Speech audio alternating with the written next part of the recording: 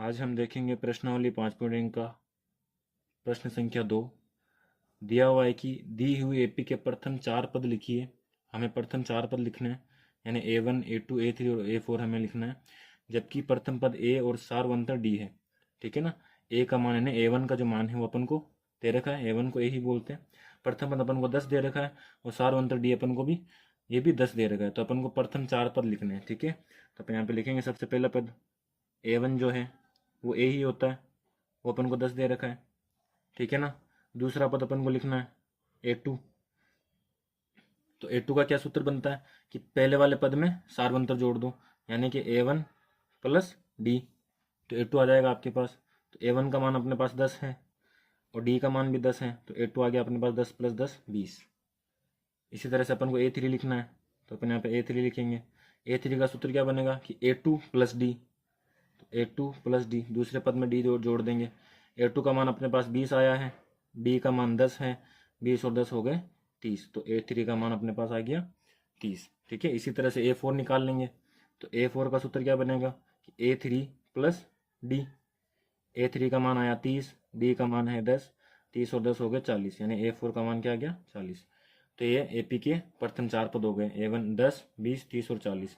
ठीक है, तो एपी क्या बन जाएगी अपने पास, यहाँ पे एपी भी अपन लिख देते हैं कि पहला पद अपने पास आया था 10, दूसरा 20, तीसरा 30, चौथा 40। इस तरह से ये एक एपी बन गई। ठीक है, तो ये फर्स्ट क्वेश्चन हो गया है। प्रश्न में इसमें अपन को ए यानी प्रथम पद दे रखा है -2 और डी यानी के सारवंतर दे रखा है 0। हमें इसके प्रथम 4 पद लिखने हैं। तो सबसे पहले प्रथम पद जिसको A1 कहते हैं और वो ए ही होता है, क्या है -2। इसके बाद अपन को द्वितीय पद लिखना है, तो आप इस तरह से भी लिख सकते हो। ठीक है, द्वितीय पद A2 का सूत्र क्या होता है A1 प्लस डी। ठीक है, A1 का मान अपने पास -2 है, डी का मान है 0, -2 में 0 जोड़ेंगे तो वापस -2 ही आएगा। तो A2 का मान अपने पास -2 आ गया। इसके बाद तृतीय पद अपन लिख सकते हैं। ठीक है, तो आप इस तरह के से भी लिख सकते हो क्वेश्चन को, इससे पहले जो अपने फर्स्ट वाला किया इस तरह से भी लिख सकते हो। तृतीय पद A3 का सूत्र क्या बनेगा A2 प्लस डी। ठीक है ना, यानी दूसरे पद में डी जोड़ दो सारवंतर। तो A2 का मान -2 आया है, डी का मान 0, तो वापस ये -2 आ जाएगा A3 भी। ठीक है, इसी तरह से चतुर्थ पद जिसको A4 कहते हैं, क्या बनेगा A3 प्लस डी। A3 का मान -2 और डी का मान 0, तो चतुर्थ पद भी क्या आ गया -2 आ गया। ठीक है ना, तो इस एपी के जो सभी पद हैं वो क्या है एक समान है, एक जैसे हैं। तो एपी क्या बन जाएगी यहाँ पे अपने पास, एपी बन जाएगी प्रथम पद -2, द्वितीय पद भी -2, तृतीय पद भी -2 और चतुर्थ पद भी -2। इस तरह से एपी बन जाएगी, इसके सारे पद एक जैसे हैं। ठीक है ना, तो इस क्वेश्चन से अपन को क्या देखने को मिल रहा है कि वह एपी जिसका सारवंतर 0 हो, सारवंतर 0 हो, उस एपी के सभी पद जो होते हैं वो समान होते हैं।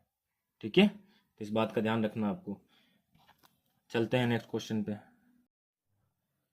आते हैं प्रश्न संख्या 2 के तीसरे क्वेश्चन पे। दिया हुआ है प्रथम पद ए का मान है 4, सारवंतर डी का मान है -3। तो अपन यहाँ पे लिख देंगे प्रथम पद यानी कि A1 जिसको अपन ए ही बोलते हैं, क्या है 4। ठीक है, अब द्वितीय पद निकालेंगे। द्वितीय पद A2 क्या होता है A1 प्लस डी। A1 का मान है 4 और डी का मान है -3। ठीक है, तो ये प्लस माइनस गुणा होकर क्या बन जाएगा माइनस बन जाएगा, 4 -3 हो जाएगा अपने पास 1, यानी A2 का मान क्या आ गया 1 आ गया। इसी तरह से तृतीय पद निकालेंगे अपन। तृतीय पद A3 क्या बनेगा A2 प्लस डी। A2 का मान अपने पास 1 आया है, डी का मान है -3। 1 प्लस और माइनस गुणा होकर क्या बन गया -3, है ना। 1 -3, ये प्लस का है ये माइनस का है, तो घट जाएंगे, 3 में से 1 गया तो 2 बचा, बड़ी संख्या माइनस के तो आगे क्या लग गया माइनस। ठीक है ना, तो A3 का मान अपने पास आ गया -2। इसी तरह से चतुर्थ पद A4 क्या बनेगा A3 प्लस डी। A3 का मान -2 आया, प्लस डी का मान है -3, तो ये हो जाएगा -2 प्लस माइनस माइनस बन गया -3, और -2 -3 समान चिन्ह है तो क्या हो जाएंगे जुड़ जाएंगे, 3 और 2 5 बन गया, बड़ी संख्या क्या माइनस है तो माइनस, यानी A4 का मान क्या आ गया -5। तो AP क्या बन जाएगी? AP सबसे प्रथम पद है अपने पास 4, फिर 1 फिर -2 -5। ये इसके AP के प्रथम 4 पद हमारे पास आ गए। ठीक है, A4 का मान -5 आया। AP क्या बन गई? 4, 1 -2 और -5। इस तरह से AP बन गई। ठीक है, देखो इसका नेक्स्ट क्वेश्चन फोर्थ वाला, जिसमें अपन को दे रखा प्रथम पद है -1 और D का मान है 1/2। अब मैं इसको डायरेक्ट लिखता हूँ ना। A1 क्या दिया हुआ है? A जो कि दिया हुआ है -1। अपन को A2 निकालना है। क्या हो जाएगा? A1 plus D। ठीक है, तो A1 का मान अपने पास आया -1 प्लस D का मान है 1/2। अब इनको जोड़ो तो ये परिमेय संख्या होगी 1/2। इधर इसके एक के नीचे कुछ नहीं तो एक ले सकते हैं, तो एलसीएम लेंगे, लसअप लेंगे। 1 और 2 का 2 आएगा, 1 का 2 में भाग लगाएंगे, यानी इसके हर में कौन है? 1 है, कोई नहीं है, तो मतलब 1।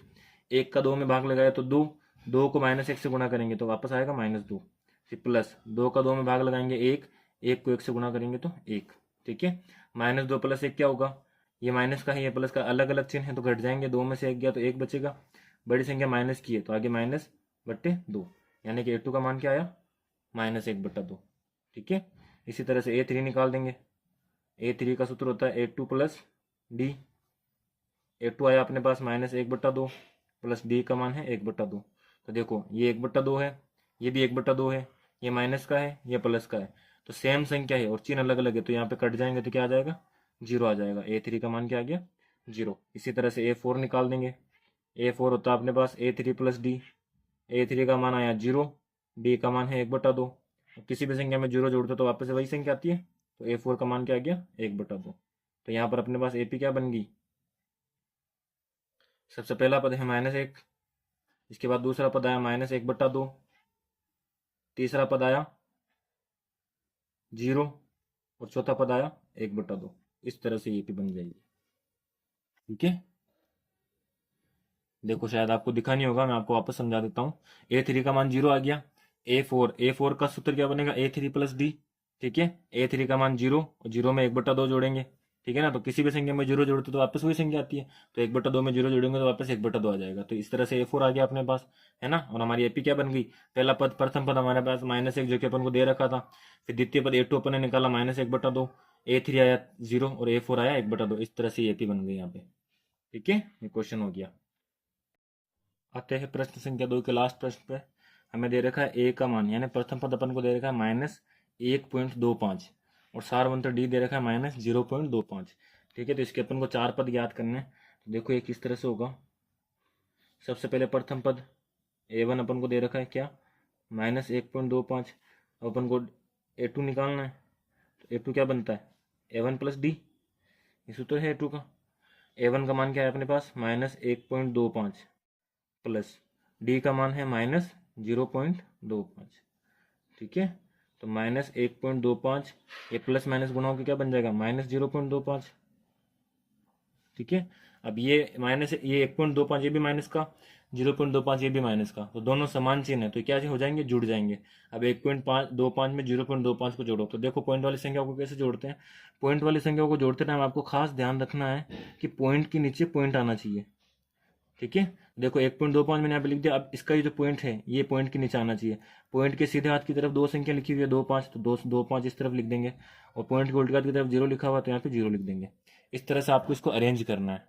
ठीक है ना, पॉइंट वाली संख्याओं को, दशमलव संख्याओं को जोड़ते और घटाते टाइम हमें पॉइंट्स के नीचे पॉइंट अरेंज करना पड़ता है, सिर्फ जोड़ते और घटाते टाइम। गुणा में और भाग में अलग तरीका होता है, उसमें अपन सीधा गुणा कर देते हैं पॉइंट को भूल के। ठीक है, तो जोड़ते और घटाते टाइम आपको पॉइंट के नीचे पॉइंट अरेंज करना पड़ेगा। अब इसको जोड़ो तो देखो 5 और 5 10, 2 2 4 और 1 5, फिर पॉइंट के नीचे यहाँ पे पॉइंट आएगा 1 और 0 1, यानी कि 1.25 में 0.25 जोड़ेंगे तो क्या आएगा? 1.50। तो अपने पास यहाँ पे क्या आ गया? 1.50। दोनों में से बड़ी संख्या माइनस वाली है तो इसके आगे क्या लग जाएगा? माइनस। तो इस तरह से अपने पास ये आ गया A2। ठीक है, नेक्स्ट देखो A3 निकालना है, तो A3 का सूत्र क्या बनेगा? A2 plus D। A2 का मान अपने पास आया -1.50 और D का मान अपने पास है -0.25। ठीक है, अब ये प्लस माइनस ब्रैकेट से गुणा होकर माइनस बन जाएगा, तो ये हो जाएगा -1.50 और -0.25। वापस देखो समान चिन्ह है तो समान चिन्ह तो जुड़ जाएंगे, तो हो जाएगा 1.50 में 0.25 अपन जोड़ेंगे तो ये हो जाएगा 5, 7 और ये 1.75, तो यहाँ पे आ जाएगा 1.75 और दोनों में से बड़ी संख्या माइनस की तो माइनस। इस तरह से A3 आ गया अपने पास। ठीक, अब अपन A4 निकालेंगे तो A4 देखो, A4 क्या बनेगा, A3 प्लस डी, तो A3 का मान आया -1.75 प्लस डी का मान आया -0.25। अगेन सेम तरीके से करेंगे इसको, 1.75 प्लस माइनस माइनस बन गया 0.25, दोनों संख्या माइनस की तो जुड़ जाएगी, तो 1.75 में 0.25 जोड़ देंगे, 5 और 5 10, 0 और हासिल ये 2, तो क्या आ गया अपने पास 2.00, क्या आ जाएगा यहाँ पे 2.00, दोनों में से बड़ी संख्या माइनस की माइनस आगे लग जाएगा, ठीक है ना, और 2.00 को ही 2 कहते हैं, तो A4 अपने पास ही आ गया। तो इस तरह से AP क्या बन गई, प्रथम पद अपने पास दिया हुआ था -1.25, द्वितीय पद अपने पास आया -1.50, तृतीय पद आया -1.75 और चौथा पद आया -2.00। इस तरह से AP बन गई। ठीक है, तो हो गया आपका प्रश्न खत्म।